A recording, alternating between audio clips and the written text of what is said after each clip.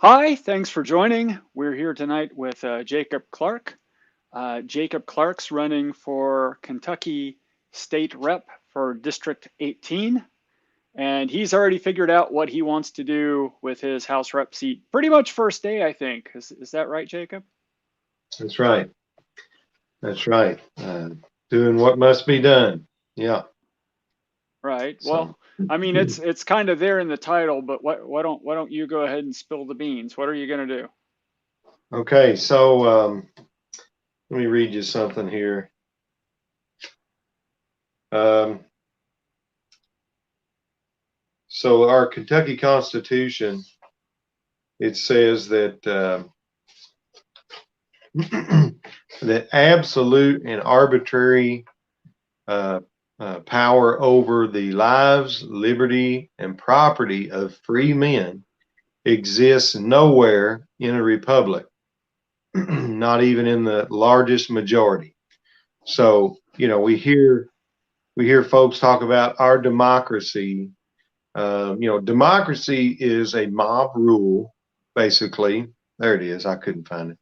A Yeah. mob rule, basically. Where 51% of the population gets to tell 49% of the population what they can or can't do. Right. And we're a republic, and that arbitrary and absolute power exists nowhere in a republic. So, Right. um, why So does just that matter? let me What is the significance of that? Well, I've Uh, already we I've already scrolled up and kind of ruined the lead there. So these Yeah, are articles of impeachment is what we're looking yes, at. yes. But the centerpiece of my reasoning is what I just Right. quoted to you, is that even the largest majority Right. doesn't have power over the lives, liberty, and property of free men in a republic, even the Right. largest majority. But what we have, we have one man who has decided to rule as a tyrant. But I mean, if you look at definitions and things, that's where this thing is going. So we Right. elect 138 other people to represent us in Frankfort. State senators, state representatives, and there's even more. Those are just the ones in the legislature, but those are supposed to be representing us, and he's totally left them out of the loop. So I've uh, drafted articles of impeachment against Beshear, and these are not just feelings. These are not Right. just things that I dreamed up and feel like ought to happen. This is facts. Um, Excuse me just a second. Let me turn do not disturb. Yeah. So these are facts, and if the Constitution means anything, this is what we must follow.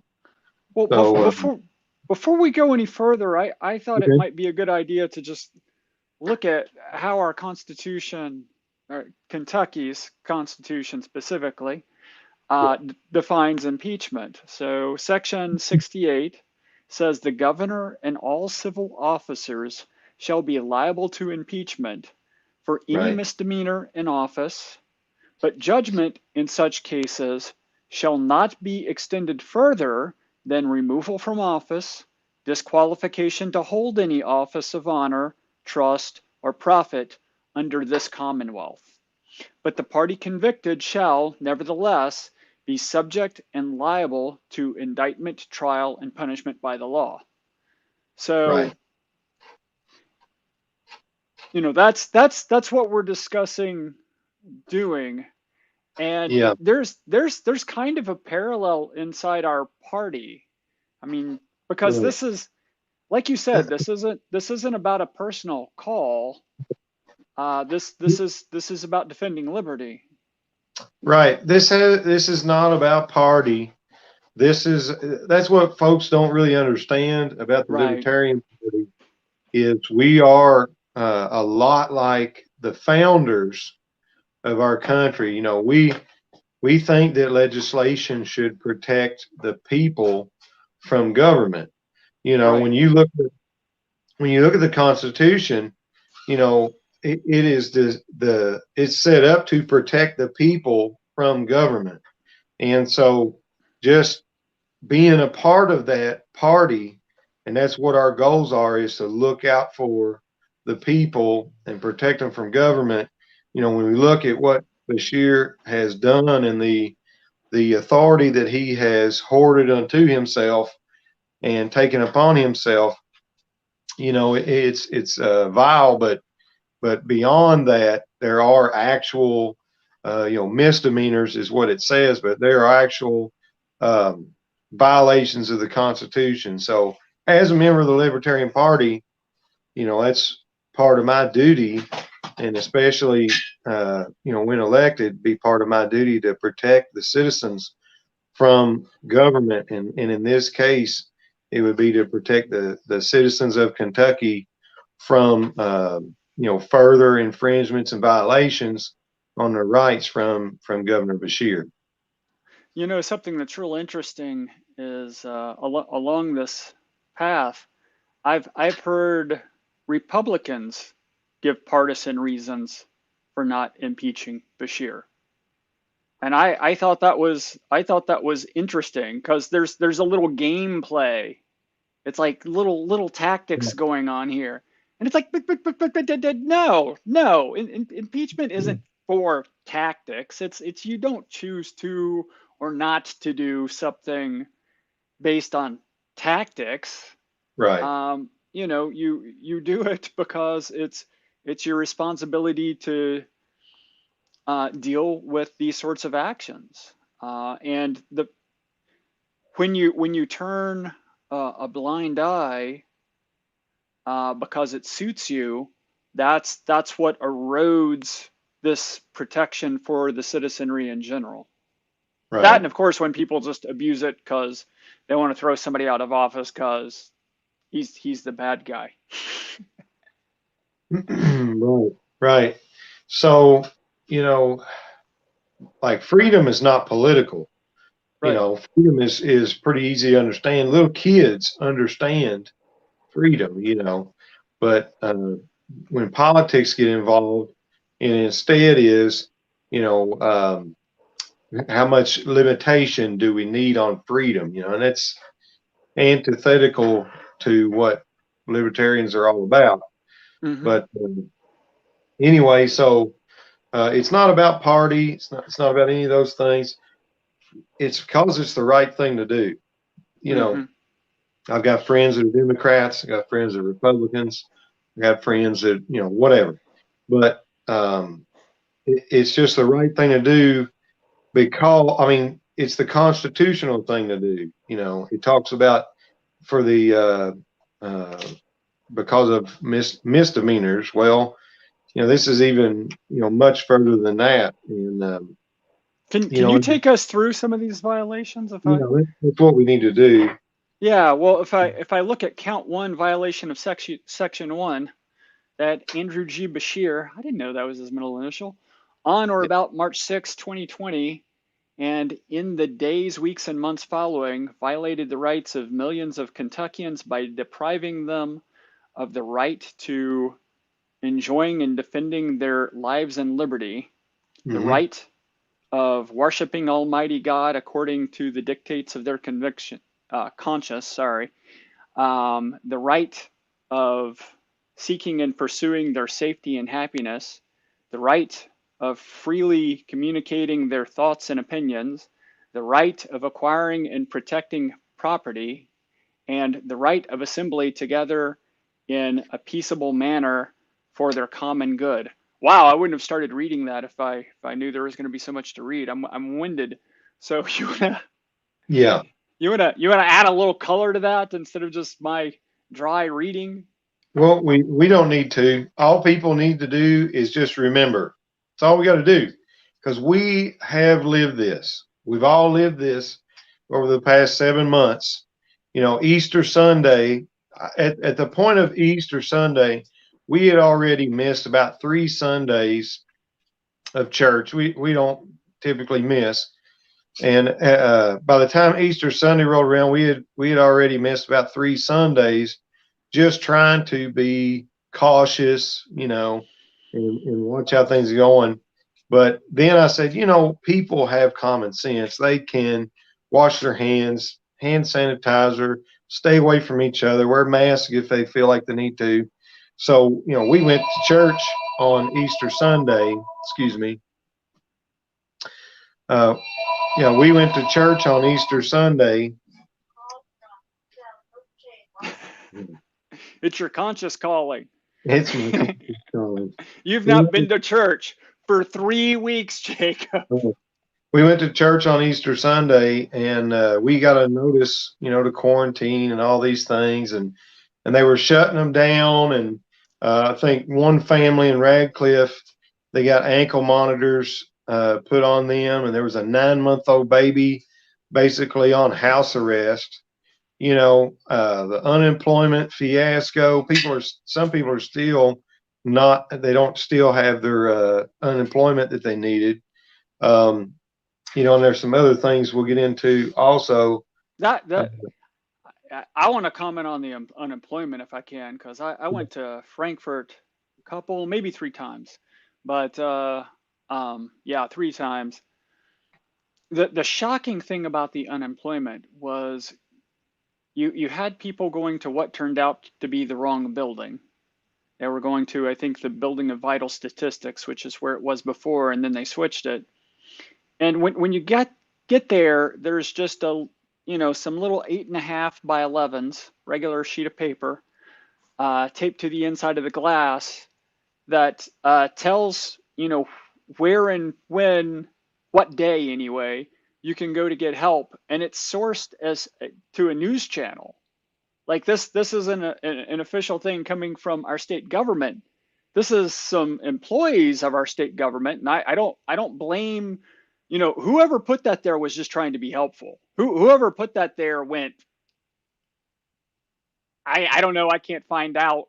And they sourced a news source and they put it up there. And later a security guard came out and he shared what he knew. But at one point, people were asking him some information. He goes, I don't know. What I recommend you do is you watch Andy in the afternoons. And it's like, no, have somebody take 5 or 10 minutes and update the unemployment website with the actual information. Don't expect a third of the state to tune in every day to find out, where can I go get help? Right. Sorry, I get a little heated on that one. That's all right. So everybody, Andy supporters, they want to make excuses for him, and a lot of people that when their politicians fail, first thing they want to do is make excuses for them. The ones that they support, when they fail, they want to make excuses for them. So one of the excuses they'll make is, he's brand new in office, and this happened, and he's doing the best he can, and he's all by himself, right? And of course, my answer to that is it's because he's too stubborn to call in the General Assembly for a special session and say, hey, let's get this figured out. How's things going like in Eastern Kentucky, in Western Kentucky, all those things. That's what those people are elected for. They're supposed to come and represent us. So what ends up happening, you got this one man, he's trying to stomp his feet and throw a fit and do it all. And he literally on the Andy worship hour that he does, he literally come out and said, that he wasn't going to call the the General Assembly in because he didn't want to work with him. And he says, what kind of disaster would that be, if they didn't go along with mask mandates, well, he's letting us know that it's going to be his way, and that's it. And what they would come up with, is he would never consider it if he didn't have to. And so what I heard you just say is he refused to call the GAN because right. he was afraid that the legislative branch would be the ones to legislate. Is that? mean, Did I that's exactly have I right. heard that right? That's exactly right. You got this little bitty statute that's just for in case of emergency, Right, and he has exploited it and used it for all of the things that have went on. right, In the last 7 months has been him trying to legislate, from the governor position with emergency powers. And right. so I think that somebody should have caught that earlier in the GA. Just said, "Whoa, wait a minute! With emergency powers, things could get out of hand, but they didn't. So whatever." And so now we've got, Savannah Maddox has BR 130, Bill Request 130, and it's going to put limitations on the emergency powers. What it's going to do is if we have another emergency declared, that can last, I want to say 14 days is what they settled in on. I think somebody was talking about 30, but I think her bill says 14 days. And then after 14 days, they have to call in a special session with the General Assembly. Now, think about if that had been in place early on, and after 2 weeks, flatten the curve, right? After 2 weeks, if they'd have called in a special session, you know, how different things could be. They 138 more people involved, putting their heads together, trying to figure out what to do. And I mean, I'm not for any kind of Uh, mandate or anything like right. that. Of course, my problem as a libertarian is why put that pittance of people on the problem? We got 3 million people to solve this. Yeah, okay. Well, yeah, and I'm with you, but that isn't the ingredients we have to cook with here. You know what I mean? Yeah. So we have to deal. We have to play with the hand that we're dealt. But at least then the power is spread out over 139 people, in Frankfort instead of just one. Well, right. Hopefully the 139 are wise enough to go, we've got 3 million to solve this. And that's Where what I'm saying. It should have whereas never been. it's too easy for the one to go, this is my moment. This is my moment that I must lead us forward. And that is exactly what has happened. I mean, Hmm. I wish they would go ahead and give him an award or something so the swelling on his head could go down and he could get over himself. But so yeah, we've suffered and suffered with this because of an ego, basically. Hmm. And there are people. I mean, look at it. Mental illness has been on the rise considerably. Suicides, overdoses. We got people in nursing homes that are basically imprisoned and locked down, and some say that they did that on purpose to boost the numbers or something. I Hmm. sure hope that that is not the case, but nursing homes have been a hotspot. You know, so I Right. mean, governor of New York has been accused of doing that to old folks, and I hope that's not the case, but Well, nursing homes. I've got some strong opinions on what I think should have been done, but that's not the point to tonight. What's you have Yeah. 8 counts here in all. Okay. I'm sorry I drag us off track, but you have No, eight no, no. counts here in all. Uh, you want to go through the rest of them, or you got one or two you really want to call out? So the first one is about our rights to. The first count is about our rights to assemble. This was about the church shutdowns and the gatherings. Right. A lot of people couldn't even go to their loved ones' funerals, birthday parties, things like that. You can't be trusted to run your own life. So that was the Well, first one. I mean this last one, um, I don't I I'm no it's not like I was a former attorney general, but doesn't that cover the protest? Because he was throwing a fit about us up there protesting the lockdown. Right. Yeah. So Um, yeah, it covers the protest some, and Right. even number two, um, even number two is covers some of that, but it's a lot more about travel. You Well, know how we, number two included the absolute and arbitrary power over our right, lives. One. right, and that's definitely been the case. Even right now, it's arbitrary. Right. We just did another mass mandate extension. It's arbitrary. You I know, can't keep we, up with them. you know the here's the thing. They shut down schools when there was just a few cases in schools, right? Hmm. Then when it comes time to open schools back up, they open schools and our numbers are way higher than they were when they closed the schools. You Hmm. know, I mean, it's arbitrary. There's no like reason or rhyme to what's being done. It's just whatever mood he's in or something like that. Well, and that was one of the things that offended me during March. I did a video in March analyzing the data, and you need to wait about 10 to 14 days. And the thing that drove me nuts is it seemed like every couple of days there was a new action, a new action, a new action.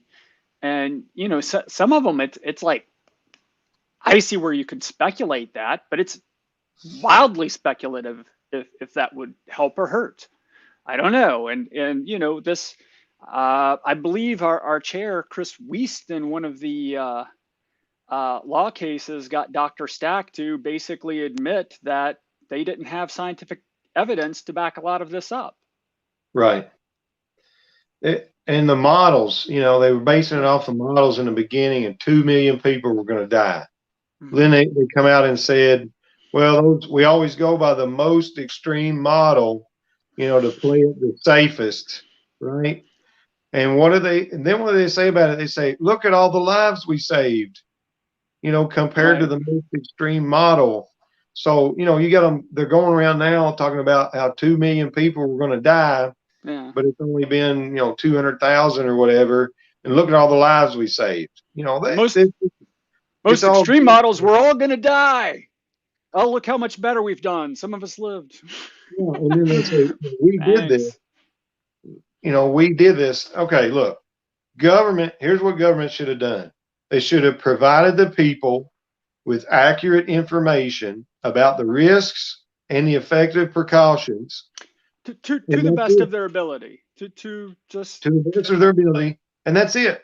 right.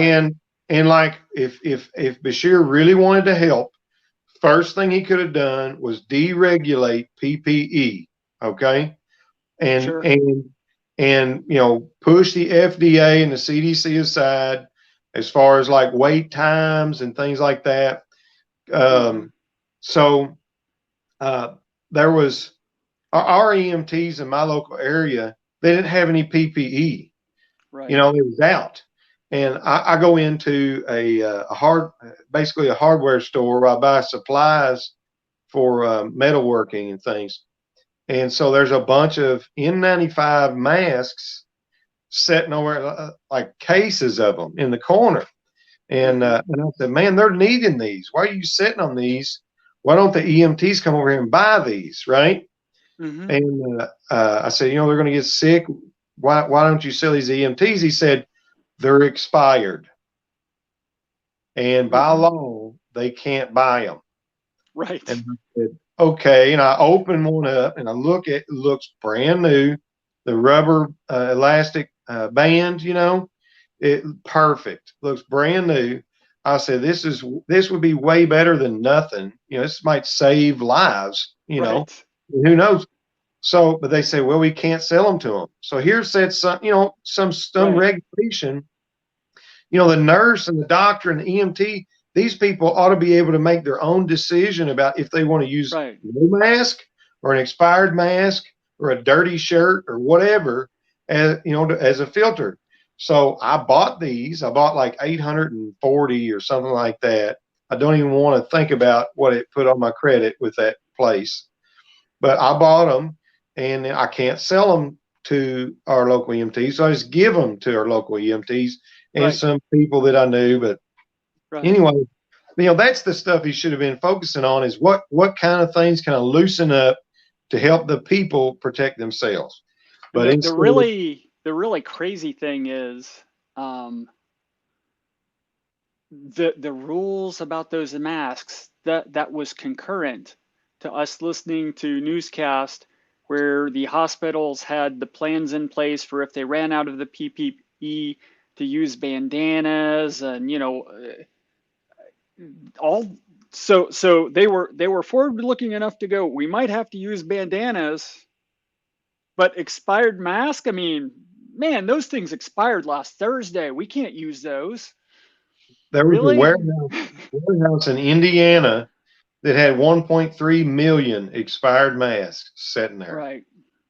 While we have people in Louisville EMT, some of them I sent was to some Louisville EMTs, and they said, they pick up somebody from Greensburg and drive 2 hours in a enclosed area in an ambulance with somebody that might potentially have the virus with no PPE, and then go home. The one guy, he said he goes home to his daughter that's like 6 and has some kind of medical condition, and this is insane.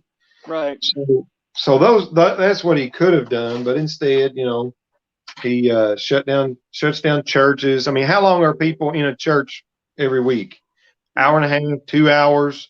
How is that a really risky place to? I don't get it. So But I like to look at these curves, and this is probably a little hard for Jacob to see because he's on his phone. But you see this nice red curve here talking about the transmission rate. This is just at RT Live. You can look at it at the state. New York's my favorite example, but you can see it here in Kentucky too. You can see this trend, and you can see the difference that sheltering starting made. I mean, it doesn't. There's no inflection on that line. right, it was There's already just none. right. Okay, so we went through the first one about shutting down churches. Right. Yeah, and the second one is about basic lockdowns and uses of their businesses, Right. personal freedoms, and it does cover worshiping again. Right. And then the third one is a lot the same, but it's more about people's personal choices of how to take care of themselves and things like that. Their conscience. Right. Now in the fourth one, when we get to that, okay, yeah, this was the one about the moratorium. Now this is really messing people up. Okay, you shut down the economy, you shut down the government, or excuse me, you shut down the country, the people's businesses. I mean, you're actually harming people, and so now there's damage. I mean, if anybody else damaged somebody, they could sue them and get compensation. And so now we got a moratorium on on rent and things like that. And this is actually unconstitutional. If I can see it here. Okay, and part of it was to do with the courts as well. The court, we had people that, normally they would just stay in jail overnight or a day or two over the weekend and then see the judge, and they'd be back out. They could go work, provide for their family, await their trial, whatever. But with those things shut down, there's people that spent more time in jail. There's people that, something happened, they needed to use our court systems for justice. They couldn't get to it because it shut down and things. And there's questions about the integrity of courts done virtually. Some folks have questions about that. I I think we could work it out. But so there was the courts and Well, improved. I actually think that's a good question. I don't want to sidetrack too much, but Okay. we gather a lot of information as human beings, looking around the room and seeing how people react. And people do react different, and they do build empathy differently when they're face to face versus when they're virtual. So it's I think for anything really important, I think for anything life changing, I actually would be a little reticent to do court virtually, and that's coming from somebody who's worked primarily remotely for 17 years. It's not like I'm a technophobe who's afraid of trying to get real work done virtually, but I also have some experience with what does and doesn't work remotely. And a courtroom, that one I would be nervous about. Yeah. Adopt slowly and cautiously. And that's the thing, like, well, I'll skip a little bit. But like count 8 has to do with mail ballots. Okay. Um, yeah, count 8 has to do with mail ballots. Could we figure out a way to make mail ballots secure and make them work? Mm-hmm. Things like that. That's possible. We could probably make them a whole lot more secure. Thomas Massey had some amendments at the federal level about postmarks. I didn't see those. Yeah, yeah. He had amendments about postmarks and something. It was to make sure that they were mailed on time, Mm. and that they weren't tampered with. The postmarks, and Okay. the Democrats totally just shot it down, and it pretty much proved that they're okay with some manipulation of the postmarks. Like the way he worded it was that if we can prove that somebody manipulated a postmark, then do you want to have some kind of law, you know, that would punish somebody if we can prove they manipulated a postmark on a mail ballot? And there was some kind of loophole because that's already a crime on your mail. But Mm-hmm. anyway, there was some kind of loophole that could be exploited, and he tried to make legislation to keep that from happening, and they shot it down. And he said it basically proves that they are okay with manipulating the mail ballots. But anyway, back to this. So the mail ballots are actually unconstitutional. Um, no, we did them, and Republican Secretary of State Michael Adams requested mail ballots for the primary, and then we're not surprised that they are now being used in the general as well. But Mm-hmm. if we had more time, and if we had our other 138 people that we elected to make decisions involved, then I think mail ballots. Well, I'll just say this: people would trust them more. You know, if the people they had elected were in on working it out and thinking it through and things, then people would trust it more. But when Beshear says, no, I'm doing this my way all by myself, we're going to really have a hard time getting Republicans to trust the mail ballot system. And frankly, I'm not totally sold that it's going to be 100% accurate, that it's not going to be manipulated. Other states are already seeing different types of manipulation. People, pre-marking ballots and silly things like that, dumping ballots in a creek or something. So, anybody out there watching, I urge you to drop your mail ballot off at the polling place. You don't have to go in and stand in the line, risk getting sick and all those things, but you also don't have to wait for, it might get lost in the mail. Anything could happen. your vote might not count. You don't want your vote to get manipulated away. So I urge people to take your mail ballot and just take it down there and drop it off at the polling place. But anyhow, so it's actually unconstitutional. The absentee ballots are for folks that it says. Let's just read it. Altering Yeah, voting. it's absent from the county on the day. Right, right. And So those, I've done that twice. Once I was in Perth, and another time I was in the UK somewhere. But right. you know, And, you know you're going to be out of town on work or something like that, and you go and you sign a little thing. And mine wasn't even mail in. It's like I told them, and they set up the machine for me because they had one of the machines there. So they set up the machine for me, and I went ahead and cast my vote right there. yeah, for Hillary, right? No, I'm just kidding. You So know, that was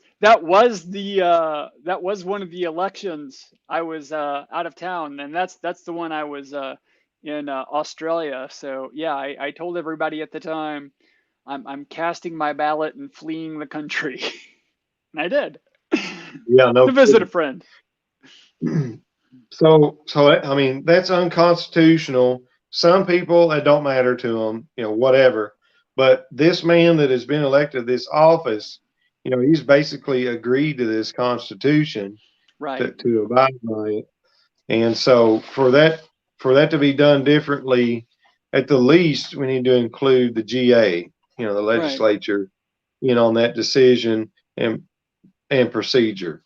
And how So, ironic that everybody likes to color libertarians as being anti-government, like we just want chaos and disorder, and not the state not following the rules it's supposed to follow is the path to chaos.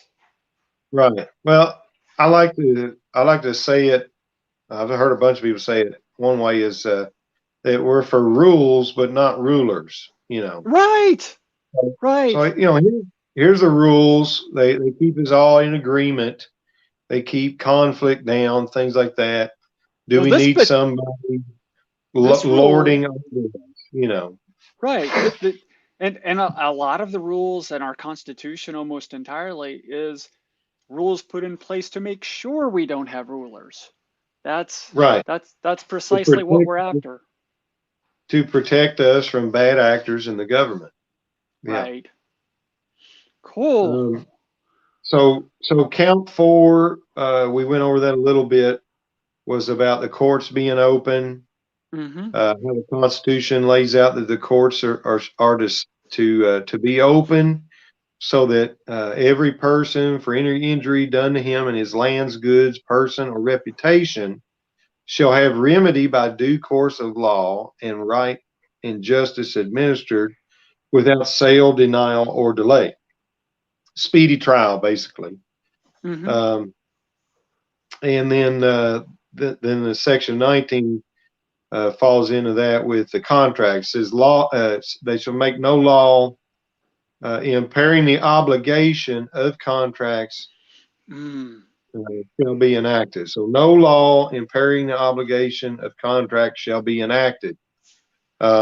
So if we have an agreement and you're renting from me, if we want to, okay, let's just set it up like this because I've heard of this happening early on in the pandemic.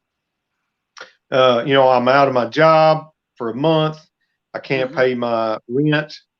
I go to my landlord. He understands. We work something out.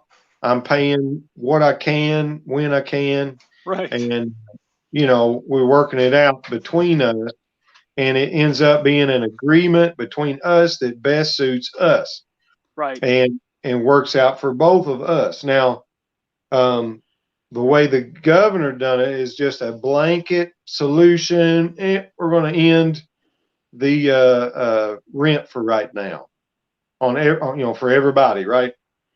And Well, hang on. Did he end the rent, or did he put a moratorium on evictions? Well, that's what he did, but what is the how's that work out? You Well, know, after 6 months or 9 months or a year, how does what he did work out? I mean, that's what now, I'm saying.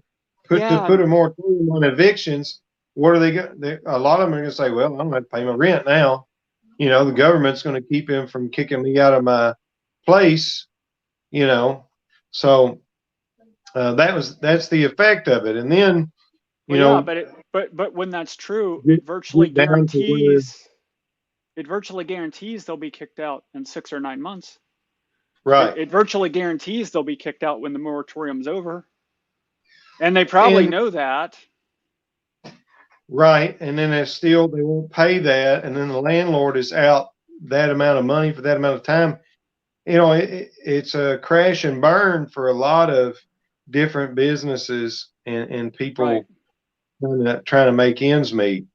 So, you know, the moratorium on evictions, you know, it ends up just being, hey, free rent for everybody because, right, you know, or, you know, you get people who they still got their job.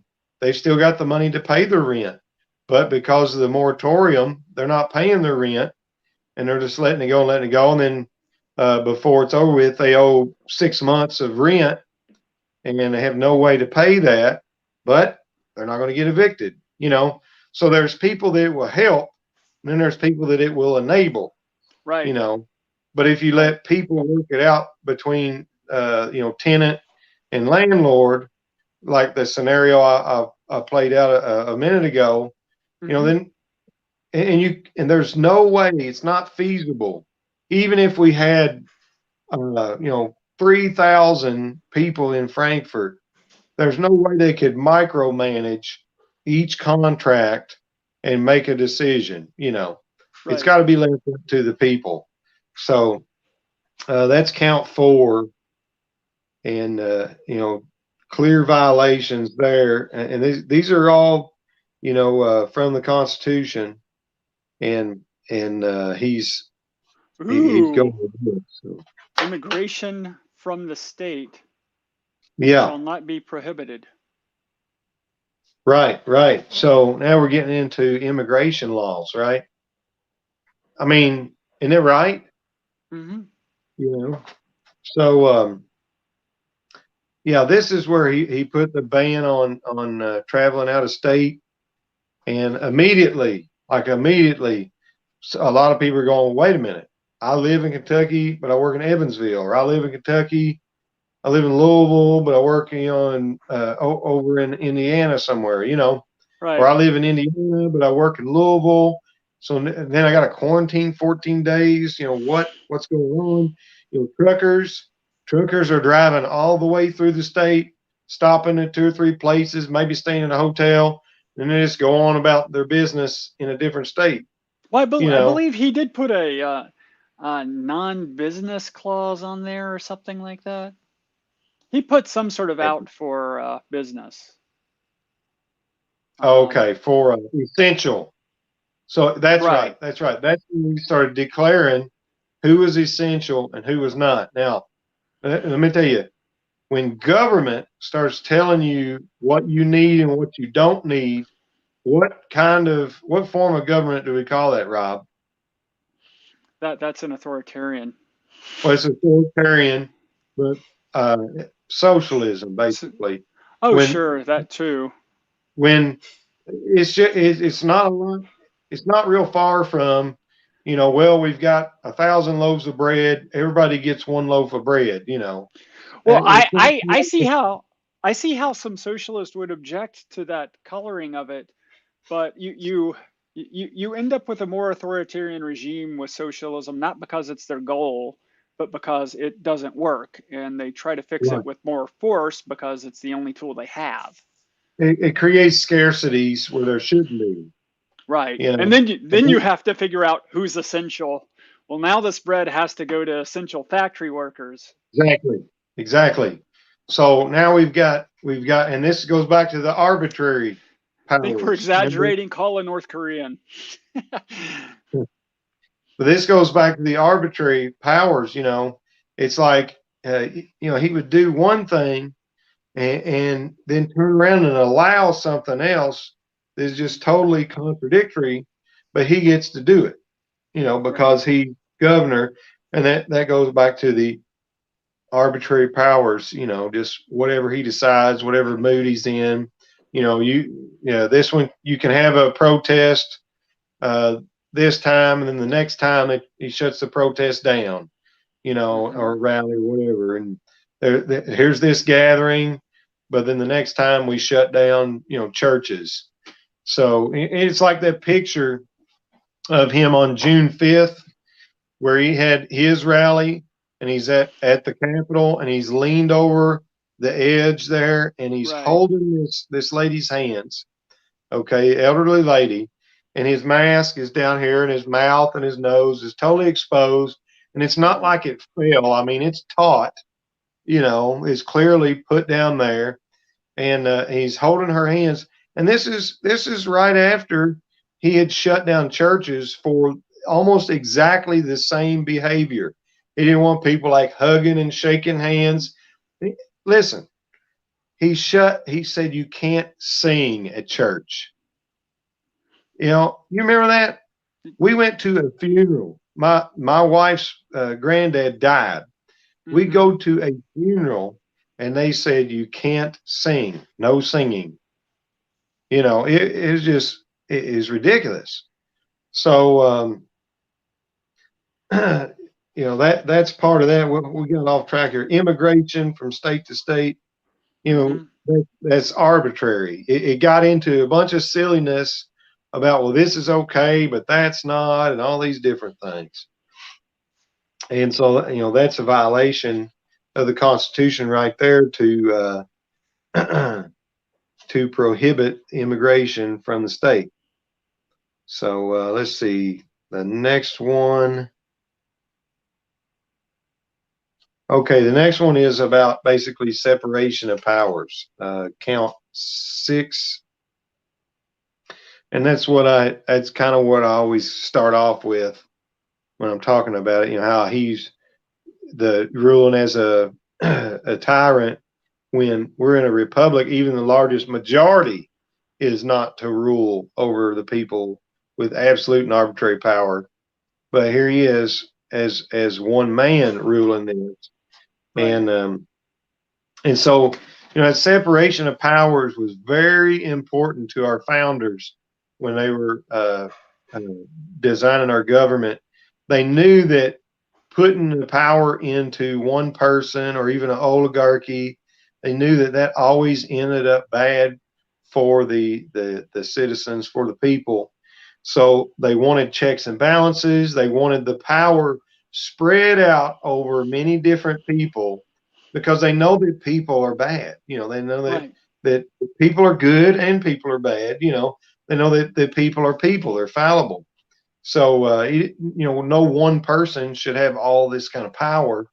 It should be agreeable decisions thing. So Well, there's something else magic about that is um, when you force people to collude to do harm, just by the nature that multiple people are involved, it becomes a secret that's harder for them to keep. okay, right, And you see the same thing, for instance, in accounting rules. I learned this in gaming. You had these gaming procedures where you would just have these rules, and the point to these rules was to make sure that no one person could steal the money from the slot machine. Now, two people can right, steal the money from the slot machine, but they gotta work together to do that. But right. in doing that, it actually becomes easier to catch them. They anyway. So yeah, Yeah. anything So that disempowers one person from getting away from something's usually pretty good. that count 6 is about the ignoring the separation of powers, acting as a one-man legislature, and that's what he's been doing. Been making laws through executive orders, refusing to convene the General Assembly back into session. And this is what is so important about BR 130 moving forward, Right. is that it would force a special session after 14 days. Yeah. So there's I that. know I know you're a fan of that, and maybe it is a wise thing to do. I've not studied it a lot, but to me it seems like a hack for a bad action. Not to say it's entirely a bad idea. It's just it's one of those rules where you're like, why do we need this? We need this because this one guy was kind of a jackass. Well, I mean, we just talked about it, Rob. We just talked about how spreading that out over more people, it gives more accountability. Sure. It usually delivers more level-headed, generally accepted solutions. I Right. mean, not everybody in the legislature would have done things the way Andy has done them, and Right. we probably would have had more agreeable solutions coming out that more of the citizens would have been happy with. Instead, we've got this huge, millions of people that wants to see him impeached. Oh, You know, the General Assembly definitely need to be reconvened. There's no question about that. yeah, yeah. Absolutely. Whether they So, wanted it or not, actually. Nope, right you're going to work. now, all of the things that we've talked about so far are pretty important to Kentuckians. Churches, Hmm. the businesses getting shut down, the travel being banned. There's some medical requirement things that he's done that are a little silly. I mean, we before all this, my medical history was pretty secure. I could see that my medical information, I should say, would be pretty secure. But now, if I was to go get tested, I can't keep my information private. They're going to immediately deliver it to government, and they get to do whatever they want to do. That's not the way freedom works. If I get sick, then yeah, I stay home, whatever. That doesn't mean that I have to tell government what's going on. Right. And And so, there's you a know, consequence to that because people who don't want um, to be locked in their home or people who are afraid of the consequence of that, it puts a chilling effect on them getting tested. right. Yeah. So, I mean, it's a lot like we talk about the drug war sometimes. They're afraid of what might happen, so they don't seek the help they maybe need, you Right. know. But so all of these things that we've talked about are real important to the Kentuckians. People have been affected by them. The mask mandates. You know, I don't know. I wish we could compile and find the actual number of people that have been actually harmed by wearing masks. Some people says, well, it don't hurt you to wear a mask, but there are people that have actually been harmed by wearing masks. Some Yeah, people it's have not conditions. zero. It's not zero. It's for sure. So it should definitely be a person's choice. Now, Hmm. I do say, private property versus public property. Private property, if they want you to wear a purple hat or you don't come in the door, they have that right. That's Right. just the way it is. But public property that my tax dollars is paying for and things like that, that's a different story. Now, we have like universities, okay, and that take federal fund, federal grants and things like that, and Right. they're not exactly private owned. They're not exactly private property. So there's a lot of different things to consider there. But anyway, all of these things are what I would call the emotional and the things that are affecting people's lives right now, immediately. This is what we're stressed out, what we're passionate about. But I really feel like count number 7 is going to be the one that we probably can really nail him on. and that is where he borrowed. This is 800 million, and when I looked into it, one place said 865 million. So I'll have to look into that some more. But anyway, by putting 800 million, at least we don't, you know, Yeah. we err on that side of not, saying more bad about him. But anyway, so let's read count 7. I think this is the one that we can actually really nail him with. It says that Beshear, on or about March 6, 2020, in the days, weeks, and months that followed. Well said. Okay, I said Beshear instead of that, saying that that Cuckoo. that wasn't a gag, promise, folks. So he borrowed up to $800 million and actually withdrew over 100 million of that loan without the consent or permission of the Kentucky General Assembly and without any ability to repay the same in contravention of sections 49 and 50 of the Right. Kentucky Constitution and KRS 522030.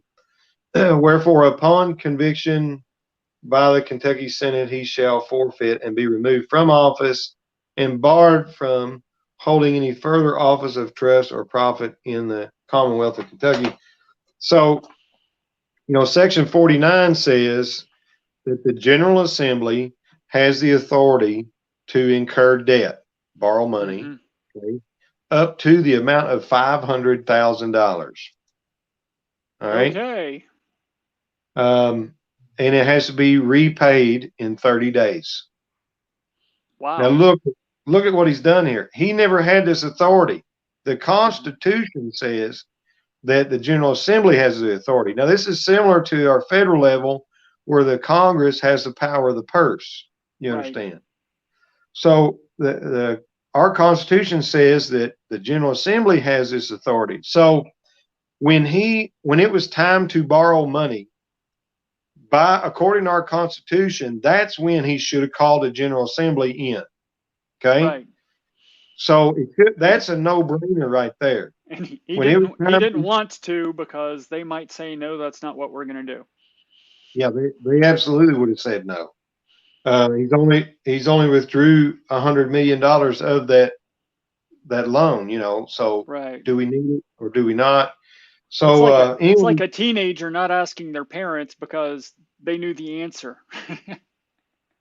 I'll put it in some perspective here. He borrowed about 1,700 times what the General Assembly is authorized to borrow. Right. You know, and it's supposed to be paid back in 30 days. We're way past 30 days. Right. What's the plan here? What's the plan here? So when it come time to borrow that money, then that's when the General Assembly, by our Constitution, should have been called in. He's borrowed money that he was never authorized to borrow. And I really believe that is the smoking gun right there. The other things really matter to the people, but we've seen our Supreme Court and even a lot of Republicans, we've seen them get wishy-washy and back the mask mandates and back all these things. I mean, we've got a law on the books since 2005 that will allow the Cabinet for Health and Family Services to require that any and all persons in an epidemic area be vaccinated. That's been on the books since '05 and nobody's messed with it. And we've got Republicans that are siding with Andy on mask mandates and different things.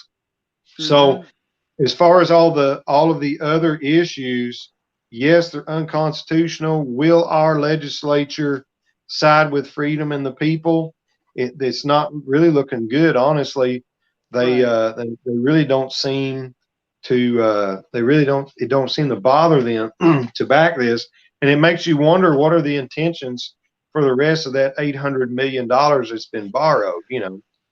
So Well, it I think reminds the me of money. what's going on with the Supreme Court right now is, the Supreme Court will make a ruling, and it's up to the legislature to go, oh, well, okay, so the Supreme Court says the law says this, and we're the body that controls the law, so we're the ones that have to fix that. And instead, they frequently don't do anything about it. And that's what I think is an important note about your willingness to do this, is because if you have the willingness to solve this problem, if you have the willingness to step forward and take this on, when certainly his own party isn't going to, but even some people in the party that supposedly opposes him are reluctant. If you're willing, if sorry, Many of them are. Many of them are. right, if you're willing to take this on because you know it's right, then there's a lot of other problems I'm going to have faith in you being willing to take on too. It might not always make you popular. And I mean, there's a lot of people who they're afraid, and there's a lot of people right now who are kind of eager to sell their liberty for a little promised security, and we're never for that. And I'm really encouraged. I'm really pleased that you're willing to tackle something like this with the degree of bravery you are. Well, folks need to be thinking about, just go ahead and say it. You've lived through 2020. See if you're brave enough to say it can't get any worse than this. Go ahead. Do that. See what happens. But folks need to think about what's it going to be in December? What's it going to be next year? Right. BR 130 is great, and it's probably going to help in the future. But we have a short session next year. Only a 30-day session next year. I'm mostly frustrated you have to have the thing. I think that's what turns me off about it. It's like, but that's going to be a shorter amount of time that we have other people, to spread that authority out over. So, what's it going to be next year? What loophole is he going to exploit next year? What are we going to have to deal with? So that's why I say BR 130 is great moving forward. Right. But this man can't be trusted. He can't be trusted. He's already proved to us that none of these things matter. None of this Constitution matters. The separation of powers and all these different things. Not having the absolute and arbitrary power over our lives, liberty, and property. None of that matters to him, so he must be removed. And it's again, not not so much speaking against 130, but if you make count 6 stick, do you really need it? Let me refer here. Yeah, because, well, I would be okay with having it anyway, because we're going to have emergency powers, and they don't need to go on forever. But this is for Beshear, right? Yeah. Let me put it another way. Okay. If nobody's willing to at least take a swing based on count 6, BR 130 isn't going to fix anything. Yeah. Because they're just going to be words, and you need actual convictions to do something about it and stand up. Well, BR 130 is good for the next person, but this is for Beshear right here. He's got to go. And I hope people will get behind it and support it. Sure. It's not a party thing. It's not about Democrats. It's not about Republicans. I'm telling you right now, if a libertarian governor was elected and pulled the unconstitutional things that has went on, it would be the same paperwork drawn up with their name on it. It's the right thing to do. It's not about party. It's about protecting the people from government, getting the government out of the way so that the people can do what they need to do, and we would be better off. We would have used the expired masks. You know, Right. we would have Built went to church and or figured out or how built to. some new ones. They might not have been FDA approved, but I bet the doctors could figure out if they're worth using. I mean, you can run it through a number of scenarios. What if Yeah, the new ones were so rushed through production that they weren't as high quality? You know what I mean? I sure. mean, it can always, whatever crazy regulation they want to enforce can always backfire somehow. And Right. we've seen it over and over and over, but people still say, well, I trust government to keep me safe, you know. So Yeah. that's what this is all about. It's about protecting the people from something else happening again. It's blowing my mind that Republicans won't get behind impeaching Beshear. Uh, you know, why? What happened that convinced you that this should be okay? I don't know. Do they refute any of your counts? I don't even think they really looked at it. They just said, "Hey, yeah, he wants to impeach Beshear. That sounds good, but it's too extreme. We lose some votes. Never mind." I mean, that's in a rundown. That's what happened in a period of about 3 days. Me talking to some people that were influential in the Republicans in Frankfort, and at first they were somewhat interested, and then it kind of fizzled out and into a whimper of, well, Jacqueline Coleman would be worse. Well, What? You know, well, too extreme is a valid argument when you're talking about hazing somebody or getting back at somebody for something. But it's not a valid retort for constitutional violations. right. If it doesn't mean anything in 2020, it's not. It's going to mean even less in 2021, Right. 2022. What are we going to have in 4 years? What kind of governor are we going to have that's just going to walk all over the Constitution? Right. The BR 130 is great moving forward, but we have to show them. We have to show our politicians that when they do something like that's it. It's done. It's over, because that's the only way the next one is going to want to walk the line. I mean, people think that I've got it backwards. You got it backwards. If you're afraid to make your politician mad because over telling them something you believe in, then things are backwards. There's a Right. lady that you and I both know, and she's a big supporter of medical cannabis, right? Hmm. And she's talking about how she tries to talk to some legislators and be courteous and everything. So I want to push this, that, or the other, but I don't want to make them mad. I said that's crazy. you Right. know you make your demands, and they need to be worried about making you mad. you Right. know so And we've been on enough tangents, but really out there, folks, get on your legislator about HB 136. You can go to, I think it's ky4mm.org. It's Kentuckians for medical marijuana. You can Google them, you'll find them. But check them out, and they have a spreadsheet that tells you who to and who not to vote for. And there we go. And even if you don't want to hold their feet to the fire quite yet, even if you're not willing to pull that trigger, at least see which side of the fence your legislator is on, and call them out on it.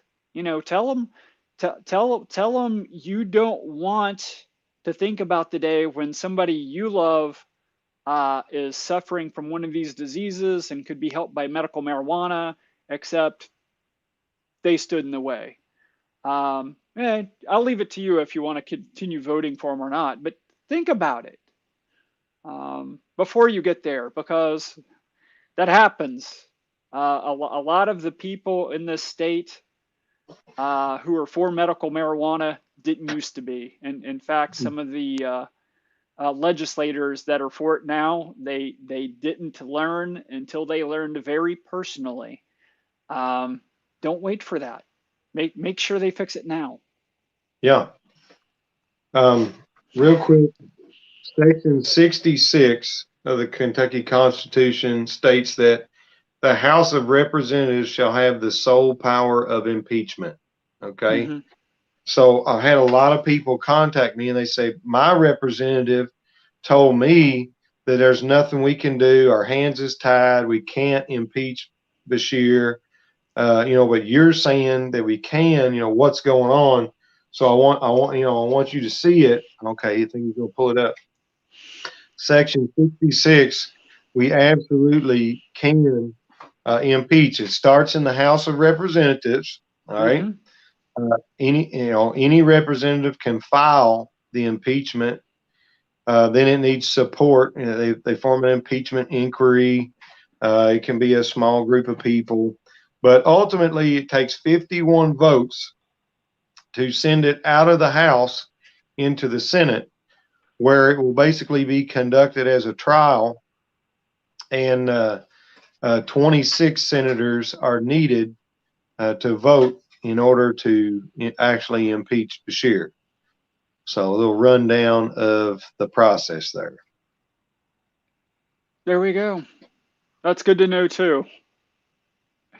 The the important thing is you're doing this based on principle, not a witch hunt. Right. Cool. Thanks for updating us on that. I know we were on here a long time. Um, Kind of glad we showed the text though. I'm sure it looks dry, just kind of passing by it. But if somebody's seriously interested, now they can better see what we're talking about. So cool. I don't see. Let me check again for comments. I don't see any questions. Timothy Diller sent us a document, but that looks like a bit much to dig into right now. It's a Google Doc. I don't even know it's for us. It might just be for other people.